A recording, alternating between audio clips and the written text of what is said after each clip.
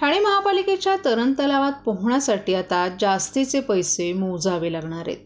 कारण ठाणे महानगरपालिका प्रशासनानं प्रवेश शुल्कात भरमसाठ वाढ केली असल्यानं स्विमिंग करणाऱ्यांच्या खिशाला कात्री लागणार आहे. या वर्षात म्हणजेच 2024मध्ये 10%, 2025मध्ये 15%, तर 2026च्या तिसऱ्या वर्षासाठी 20% अशी दरवाढ करण्यात येणार आहे.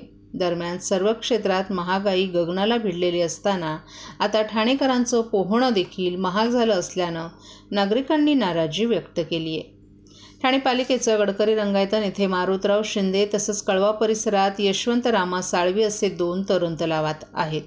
या तलावात मोठ्या संख्येनं नागरिक पोहायला येत असतात. या ठिकाणी पोहण्याचं प्रशिक्षण देखील दिलं जातं, तर 6 महिने किंवा वार्षिक सभासद देखील करून घेण्यात येतं. मात्र आता या सभासद शुल्कात वाढ करण्याचा निर्णय ठाणे महापालिकेच्या वतीनं घेण्यात आला आहे. तरण तलाव चालवणं पालिकेला कठीण जात असल्यानं हा निर्णय घेण्यात आला आहे. पालिकेचं तरण तलाव हे उत्पन्नाचं साधन नसून ना नफा ना तोटा या धोरणानुसार ही सेवा उपलब्ध करून देण्यात येत आहे. हे तरण तलाव चालवण्यासाठी येणारा खर्च, वेतन, साधन सामग्री, स्वच्छता, विद्युत उपकरणं आणि त्यावर होणारा विद्युत खर्च पालिकेला परवडत नाही. तसंच उत्पन्नात आणि खर्चात मोठ्या प्रमाणात तूट असल्यानं पालिकेला शुल्कवाढीचा निर्णय घ्यावा लागतोय.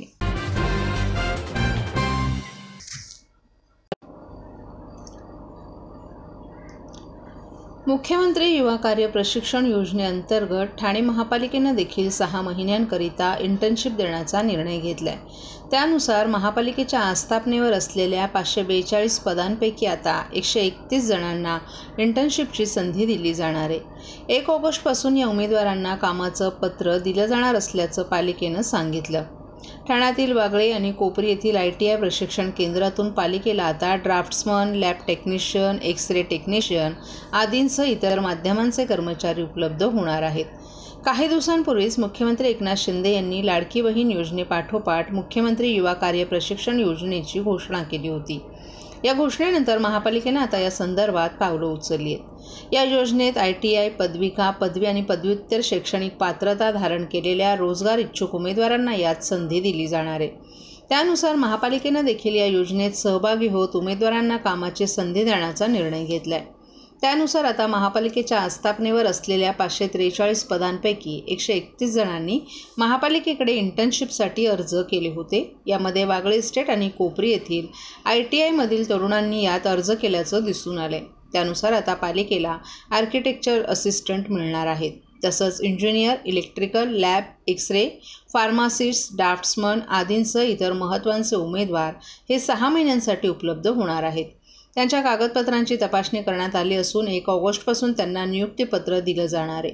तर या योजनेची जनजागृती केली जात असून प्रभाग समितीनिहाय 9 ठिकाणी आणि महापालिका मुख्यालयात 1 असे 10 मदत केंद्र सुरू करण्यात आल्याची माहिती उपायुक्त मनीष जोशी यांनी दिली आहे. तसंच जनजागृतीसाठी रोजगार रथही तयार केलं जाणार असल्याचं त्यांनी सांगितलं.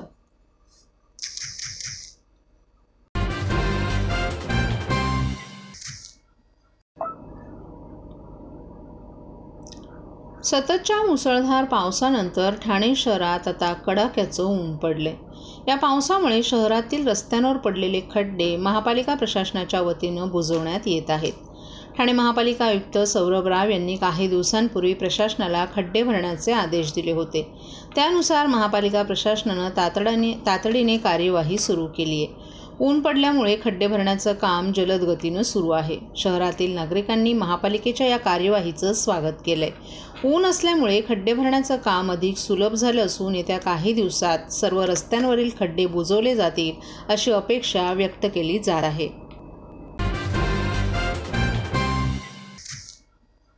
महाराष्ट्रातील भगिनींना आधार देणारी राज्य शासनाची मुख्यमंत्री माझी लाडकी बहीण योजना. या योजनेअंतर्गत अल्प उत्पन्न गटातील 21 ते 65 वयोगटाच्या भगिनींना मिळणार दरमहा 1500 रुपयांची मदत. अर्ज करण्यासाठी 31 ऑगस्ट 2024 पर्यंत मुदतवाढ. कुटुंबाचं वार्षिक उत्पन्न 2.5 लाख रुपयांपेक्षा कमी असलेल्या महिला पात्र. कुटुंबाकडे पिवळं किंवा केशरी रेशन कार्ड असल्यास उत्पन्नाचा दाखला आवश्यक नाही.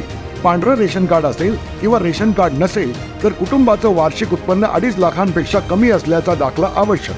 योजनेसाठीचा ऑनलाईन अर्ज नारी शक्ती दूत ॲपवरून किंवा पोर्टलवर भरता येईल. ज्या भगिनींना ऑनलाईन अर्ज भरता येत नसेल त्यांच्यासाठी अंगणवाडी, ग्रामपंचायत, वॉर्ड ऑफिस, सेतू सुविधा केंद्रामध्ये किंवा आशाताई बचत गटाच्या CRP यांची मदत उपलब्ध।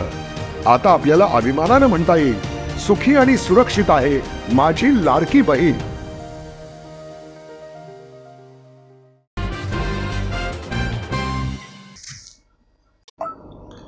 ठाणे लोहमार्ग पोलिसांनी महिलांचं मंगळसूत्र चोरणाऱ्या युवतीला अटक केली असून तिच्याकडून पोलिसांनी 13 गुन्हे उघडकीस आणले आहेत।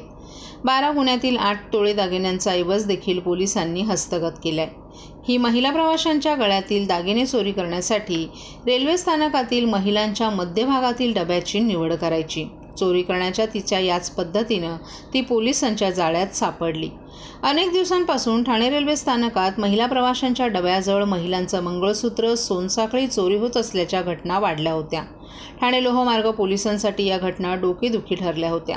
महिलांच्या सकाळी वाढू लागलेल्या तक्रारी वरिष्ठांनी या प्रकरणात लोहमार्ग पोलीस ठाण्याच्या वरिष्ठ पोलीस निरीक्षक अर्चना दुसाने यांना या प्रकरणाचा छडा लावण्याचे निर्देश दिले। त्यानुसार दुसाने यांनी विशेष पथक तयार करून या गुन्ह्यांवर नजर ठेवण्याचे आदेश दिले। त्यानुसार पथकांनी ठाणे स्थानकावर साध्या वेशातील पोलिसांमार्फत नजर ठेवली। फलाटावरील CCTV तपासले, मात्र आरोपीचा ठाव ठिकाणा लागत नव्हता। 20 दिवसांपासून हे पथक आरोपीला पकडण्यासाठी पाळत ठेवून होते। अर्चना दुसाने यांनी चोरीच्या प्रकाराचा आणि घटनास्थळाचा अभ्यास केला असता हे प्रकार गर्दीच्या वेळी आणि महिलांच्या डब्यामध्ये चढताना किंवा उतरताना होत असल्याचं त्यांच्या लक्षात आलं।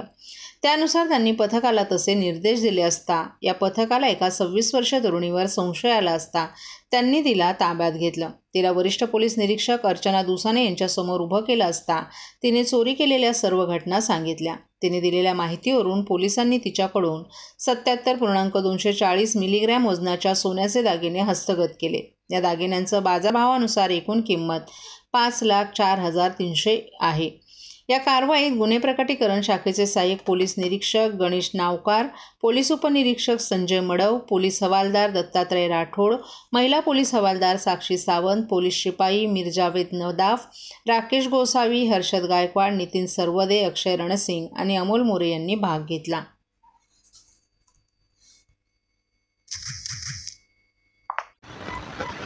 मॅडम, जे आरोपी पकडले जो गुन्हा घडला आहे त्याच्याबद्दल काय सांगा? गेल्या काही दिवसांपासून ठाणे रेल्वे स्थानक येथे चेन चोरीला मंगळसूत्राच्या वाढत होते। त्यावरून आमच्या वरिष्ठांनी सूचना दिल्या। सूचनांच्या अंमलबजावणीप्रमाणे ठाणे रेल्वे पोलीस ठाण्याचे गुन्हे प्रकटीकरण अधिकारी आणि अंमलदार यांना सूचना देऊन आम्ही जागोजागी सापळे लावले। गुन्ह्याचा अभ्यास करताना लक्षात आलं की फ्लॅट क्रमांक 2 मिडल लेडीजच्या जी पोझिशन आहे त्या महिलांच्या डब्यातच शिरताना, चढताना किंवा उतरताना चोरीच्या घटना होत्या। त्यावरून वारंवार सापळे लावले। त्यामध्ये एक संशयित महिला मिळून आली। तिला ताब्यात घेतल्यानंतर तिच्याकडे एका तिच्याकडे अधिक चौकशी करता ती आणि तिचा मित्र तिला ताब्यात घेतल्या।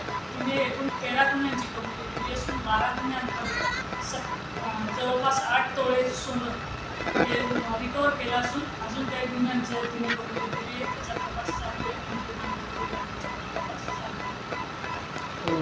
मॅडम, ही गुन्हेगार आरोपी जी आहे ही रेकॉर्डवरची आहे की नाही? हिचा रेकॉर्ड नाही आहे। गुन्हे करताना पकडले गेले नाही, त्यामुळे बरेचसे गुन्ह्यांची तरी तपास करतोय। तिला काय पोलीस कस्टडी किंवा काय कधी? महिला आरोपीला 7 दिवसाची पोलीस कस्टडी आहे।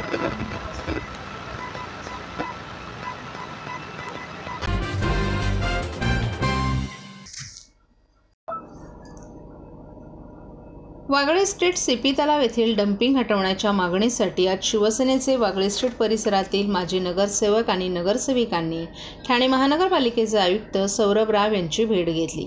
या भेटीदरम्यान उपस्थित माजी नगरसेवक राम रेपाळे, एकनाथ भोईर, प्रकाश शिंदे, दीपक वेदकर, संध्या मोरे, एकता भोईर, डॉक्टर जितेंद्र वाघ आणि सचिन कांबळे, दशरथ यादव आणि इतरांनी या डम्पिंगमुळे होणाऱ्या समस्यांवर चर्चा केली। त्यांनी आयुक्तांना डम्पिंग हटवण्यासाठी तातडीनं कारवाई करण्याची मागणी केली। या नगरसेवकांनी डम्पिंगमुळे होणाऱ्या आरोग्य समस्यांचा आणि परिसरातील नागरिकांच्या अस्वस्थतेचा मुद्दा मांडला।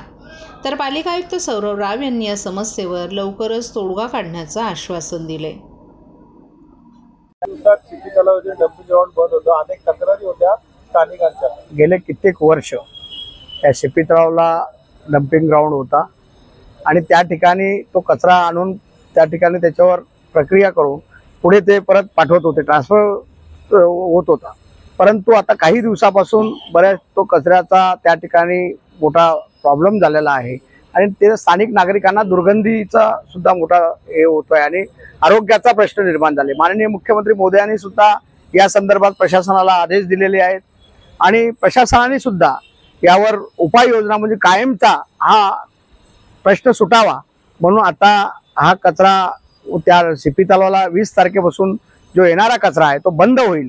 त्यामुळे त्या वागळे स्टेटमधील परिसरातील लोकांचा जो त्रास होता तो कायमस्वरूपी बंद होणार. या संदर्भात वारंवार आमचे सर्वच नगरसेवक माननीय नरेश बस्कीजी खासदार आणि माजी महापौर यांच्या नेतृत्वाखाली राम रेपाळे स्थायी समिती सभापती होते, आमचे प्रकाश शिंदेजी आहेत, सगळे नगरसेवक आमचे जेवढे आहेत ते सगळे सातत्याने पाठपुरावा करत होते.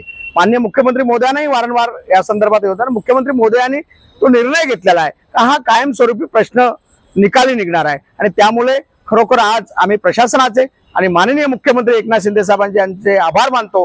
कारण हा वागळे स्टेटमध्ये मोठा जो प्रश्न होता, जो दुर्गंधी येत होती, आजूबाजूच्या परिसरातल्या लोकांना त्रास होता, तो कायमस्वरूपी आता बंद होईल आणि ठाणेकरांची सुद्धा त्यासाठी सुटका होईल.